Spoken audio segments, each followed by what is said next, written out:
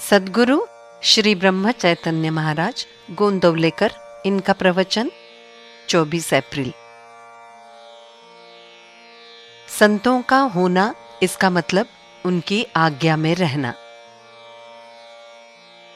हम जिंदा रहें, ये जितना जरूरी है उतना ही जरूरी है कि हम परमात्मा को जानें। संसार में लोग किसको नहीं दोष देते।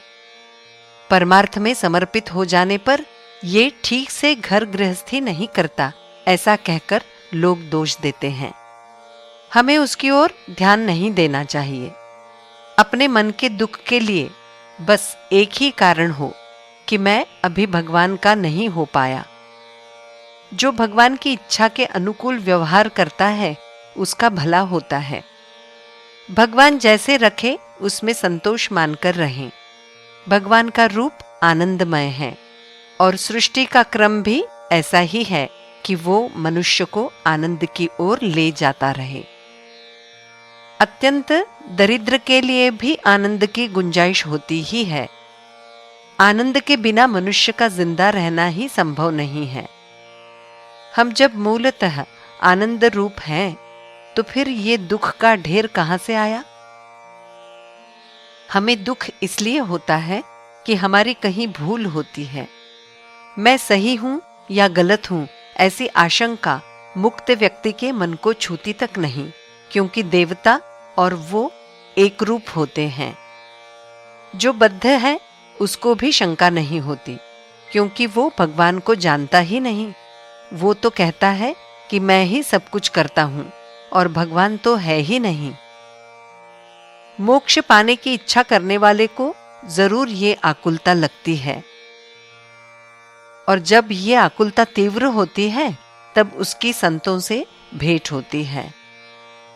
पिछले पुण्य की कोई धरोहर होगी तो ये आकुलता लगती है। हम संतों के होकर रहें। उनके हो जाने पर हमें लगना चाहिए कि उनके सिवाय हमारा कोई नहीं है। संतों के होना यानी उनकी आज्ञा के अनुसार व्यवहार करना। वे जैसा कहें वैसा करना, लेकिन वे जैसा बर्ताव करते हैं वैसा न करें। सत्य की संगति करने पर सत्संगति मिलती है। किसी की भी आसक्ति न रखते हुए संसार में व्यवहार करना ही मुक्तों का लक्षण है। यदि किसी बात की अभिलाषा ही नहीं रखेंगे तो दुख क्यों होगा? अभिलाषा न रखने पर दुख का कारण ही नहीं रहता। जहां तुम हो वहीं सद्गुरु है, ऐसा तुम्हें लगता है और संतोष होता है, यही उनकी सच्ची कृपा है। श्रद्धा से जो काम होता है वो तपस्या से भी नहीं होता। अपने गुरु की आज्ञा के अनुसार व्यवहार करने को ही परमार्थ समझो। गुरु साक्षात परमात्मा ही है। उनकी आज्ञा का पालन ही तपश्चर्या है। इससे भिन्न कुछ करने की आवश्यकता है, ऐसा नहीं लगना चाहिए। अच्छे लोगों को भी लगता है कि अपने मन के विकार मिट नहीं रहे, किंतु विकार जाते नहीं कि रट लगाकर वे घटते तो नहीं, उल्टे बढ़ते ही हैं। उधर ध्यान नहीं देना चाहिए।